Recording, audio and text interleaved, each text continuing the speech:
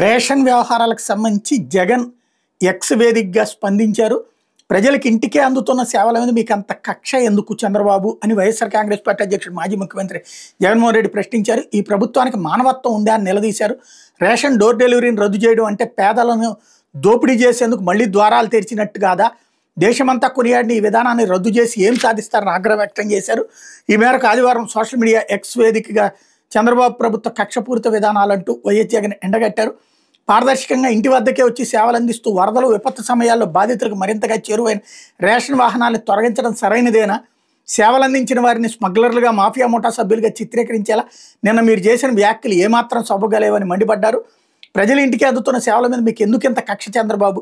మళ్ళీ పేదలకు రేషన్ కష్టాలు ఎందుకు తెస్తున్నారు? ప్రభుత్వం అంటే మంచి మనసుతో ఆలోచించి ప్రజల అవస్థలను తీర్చాలి కానీ వాళ్ళని కష్టపెట్టడం సబబేనా?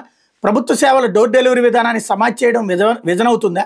వైఎస్ఆర్ కాంగ్రెస్ పార్టీ తీసుకొచ్చిన 9,260 రేషన్ వాహనాల మీద ఆధారపడ్డ దాదాపు 20,000 మంది బీసీ, ఎస్సీ, ఎస్టీ, మైనార్టీలు పొట్టకొట్టడం, వారి కుటుంబాలను రోడ్డును పడేయడం ఎంతవరకు సమంజసం? ఈ ప్రభుత్వానికి మానవత్వం ఉందా? వైఎస్ఆర్సీ ప్రభుత్వం రాకముందు ప్రతి నెల ఆహార భద్రత కింద పేదవాడికి హక్కుగా అందాల్సిన రేషన్ సహా ప్రభుత్వ సేవల కోసం పడ్డ తిప్పలు అన్నీ ఇన్ని కావు. ఎండనక వాననక క్యూలైన్లో రేషన్ షాపుల ముందు పడిగాపులు పడేవారు. రేషన్ ఎప్పుడు ఇస్తారో ఎంతసేపు ఇస్తారో తెలియ కూలి పనులు ఇతర పనులు మానుకుని నిరీక్షించేవారు. లబ్ధిదారులు వివక్ష అవమానాలు ఎదుర్కొనేవారు. దోపిడీకి గురయ్యేవారు. సరైన తూకం నాణ్యతతో సరుకులు అందుకున్న సందర్భం లేదు.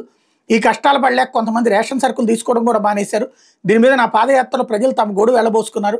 మా ప్రభుత్వం వచ్చిన వెంటనే పాలనా సంస్కరణలో భాగంగా గ్రామ వార్డు సచివాలయాలు, వాలంటీర్ల వ్యవస్థలతో పాటు ఇంటి వద్దకే రేషన్ అందించి డోర్ డెలివరీని ప్రారంభించాం.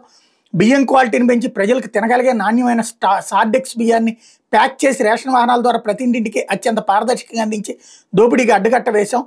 రేషన్ డోర్ డెలివరీని రద్దు చేయడం అంటే పేదలను దోపిడీ చేయడానికి మళ్లీ ద్వారాలు తెరిచినట్టు కాదా చంద్రబాబు? దేశం కొనియాడిన ఈ విధానాన్ని రద్దు చేసి మీరు ఏం సాధిస్తారు అన్నటువంటి పాయింట్ని ప్రశ్నించారు. మొత్తంగా ఏడాదిలో 3 లక్షల ఉద్యోగాలు ఊడగొట్టారని నిలదీశారు.